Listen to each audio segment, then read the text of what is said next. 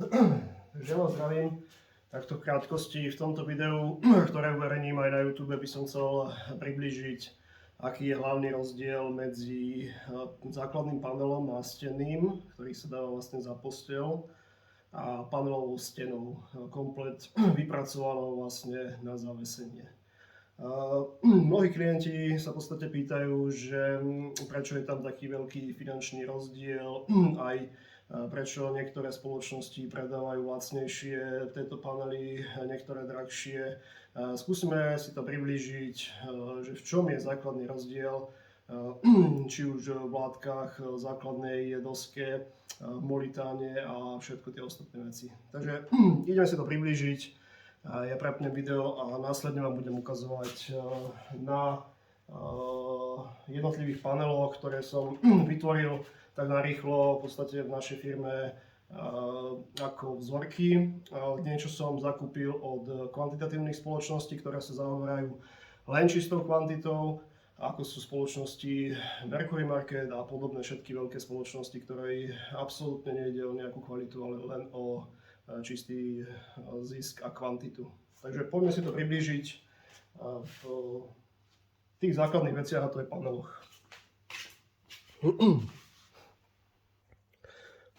Takže, čo je to vlastne ten nástenný panel? Nástenný panel už sa predáva v štátoch jednotlivých už strašne dlho, na slovenský trh. To prišlo len nedávno, je to tu možno 2 roky maximálne, kde spoločnosti zistili, že vlastne slovenský trh, tu je vlastne taká diera v tomto, tak ako náhle zistili, tak vlastne všetci s tým začali robiť. Lenže rozdiel medzi tým panelom, ktorý som napríklad, tento fialový, ktorý som zakúpil v spoločnosti, ktorá sa zaberá kvantitou, a v tomto, ktorý som vypracoval dneska u nás, v našej firme, je veľmi veľký. Keď si porovnáme už čisto len látky, kvantitatívne spoločnosti sa nezaoberajú v podstate nejakou kvalitou látky. Látka je pre nich v podstate, ako by som to povedal, čistý len nejaký biznis, kde na paneloch sa šetrí v podstate najviac. Čiže látka používaná na týchto paneloch je dosť ťažko čistiteľná, není kvalitné prevedenie.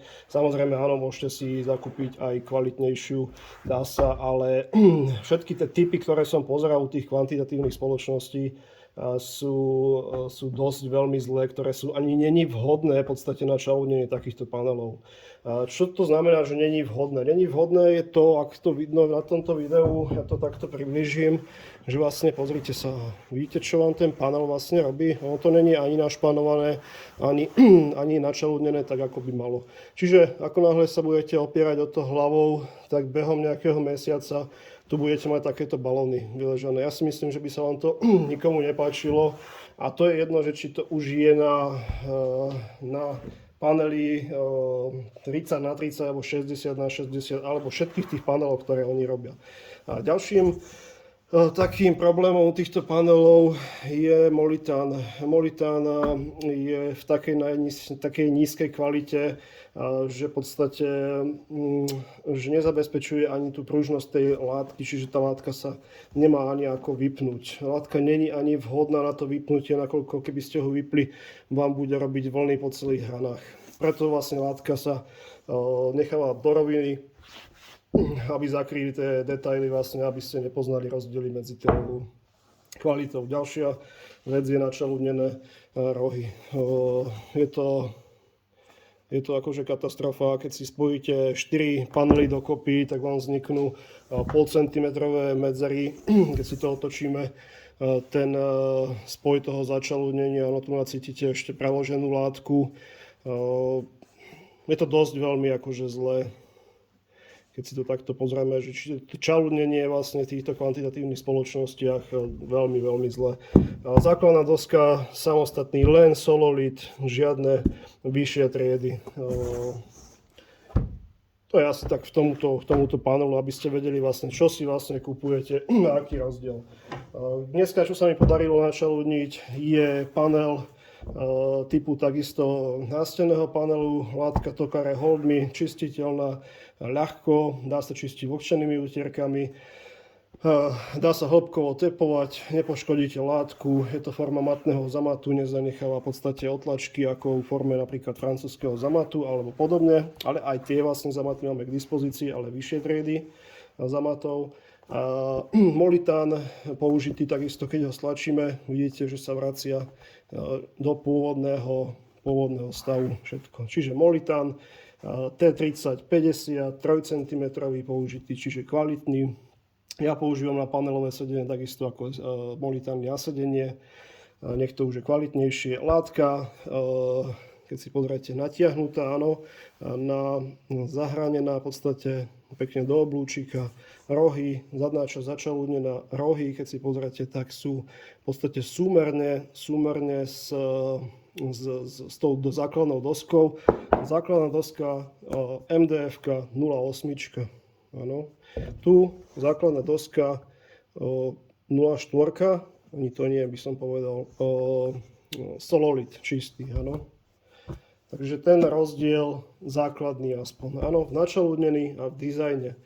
Látke takisto. Čiže v porovnaní vlastne kvantita, áno, kde vám vznikajú rôzne preliačeniny a kvalita, kde není až taký veľký rozdiel pri tom, keď si objednáte od menšej spoločnosti a od veľkej spoločnosti, ktorá sa zoberá kvantitou. No, následne si môžeme ukázať ďalšiu verziu v podstate, keď ostaneme pri týchto paneloch. Toto je základný panel, áno. Základný panel, ktorý sa v podstate lepí na stenu. Obyčajne sa lepí kontaktným lepidlom, mamutom, áno. Čiže stačí také body, 1, 2, 3, 4 body, úplne stačí. Mamut vám chytí na všetko, či už na drevo, na stenu, na hocičo v podstate. Len treba takisto zvážiť, keď si zoberiete kvalitný produkt, tak áno, bude vám všetko sedieť. Keď si zoberiete kvantitatívny produkt a zložíte 4 dokopy, nebude vám sedieť absolútne. Budete tam mať strašne veľké odchýlky. A na stene vám to bude vyzerať katastrofálne. U typov napríklad, ako je Tokare látky, Hold Me, Touch Me, Chill Me, čo máme v ponuke, aj francúzsky zamat, sú to látky, ktoré sú zahladzovacie do jednej strany. Čiže my vždycky vlastne panely vytvárame na základe buď vašich projektov, alebo nejakých nákresov obyčajných stačí, alebo základných rozmerov. Vždy upozorňujeme klienta, aby si vlastne panely ukladal rovnakým smerom zahladzovania, pretože keď sa stane, že si ich uložíte opačným smerom, tak vám bude vrhať v podstate tiene. Takže vždycky si vyskúšať, ktorým smerom sa panel zahladzuje a tak potom lepiť panel na danú plochu. Prejdeme ďalej, čiže povedali sme si o základnom paneli, teraz prejdeme na panelovú stenu. Panelová stena, toto sa ide teraz zaraďovať do ponuky. Jedná sa o záhlavnú panelovú stenu, závesnú, vypracovanú v celku zo základných panelov a základnej svojej dosky. Jedná sa o verziu, ak niekto poznáte, tak farby sú v prevedení Minecraftu. Čiže zelená, sivá, čierna, to sú základné farby Minecraftu. Čiže tento panel takisto bude zaraďovaný do ponuky v našej ponuke na stránke winmarkus.sk ako Minecraft za hlavná stena závesná. No, aký je rozdiel medzi stenou a panelom? Záhlavná stena, ako vidíte pred sebou, tak je vytvorená z nejakých modelov základných panelov. Čiže každý jeden panel sa načalúdni či už v jednej farbe, alebo v 3, alebo v 5. To je už v podstate na klientovi. A následne sa v podstate lepí na tú základnú dosku. Základná doska, keď si pozrieme, základná doska je vždycky samostatne načalúdnená. Hranová časť je samostatne načalúdnená látkou podľa požiadavky klienta. Čiže ak urobíme jednofarebnú, tak vlastne čalúdnime jednofarebnou. Čiže máme základný panel, svoju základnú dosku molitán a základnú dosku ďalšiu.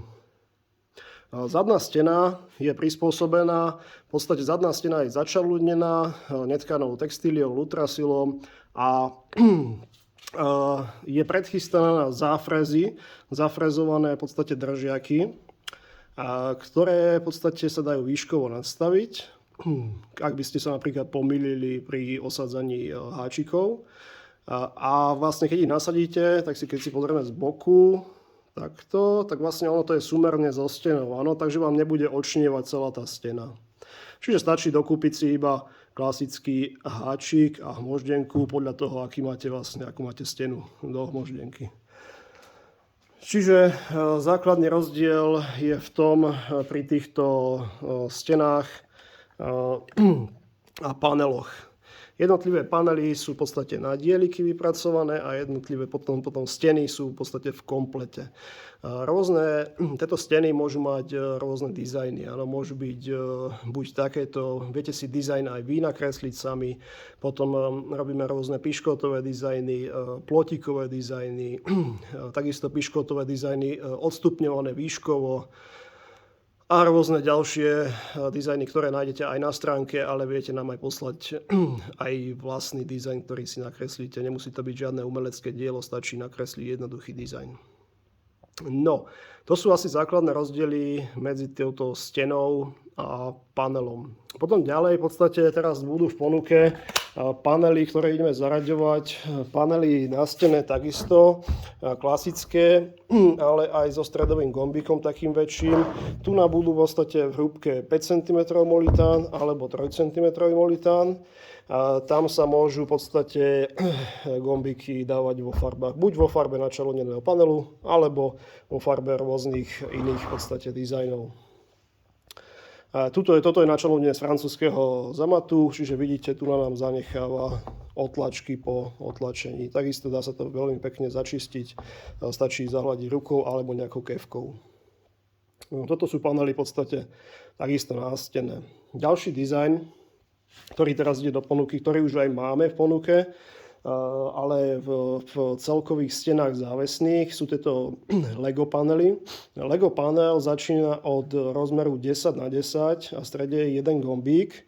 A toto máme 20x10, čiže 10x10 je základný, potom je 20x10 a už od toho sa vlastne odvíjajú ďalšie 20x20 a podobne ďalšie veľkosti. Všetky tieto budú zaradené takisto na internete v ponuke. Čiže tu sa jedná takisto o základný panel, áno, v základnej doske 0,8, ktorá je načalúdnená jednotlivou látkou a gombíky odčalúdnené a zaistené zo zadnej strany. Gombíky sa používajú kovové, žiadne umelé náhrady ani nič podobné nepoužívame. Čiže aby sa nestalo to, že sa gombík otrhne počase alebo niečo podobné, to sa nám nestáva.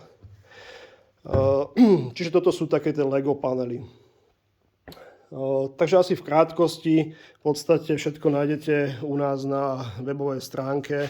Iba tento krátky taký úvod rozdielov medzi záhlavnou stenou komplet v podstate, ktorú si viete zvesiť, a jednotlivým základným panelom. A rozdiel medzi kvantitatívnou spoločnosťou a mojou spoločnosťou, ktorá sa zaoberá čisto len kvalitou.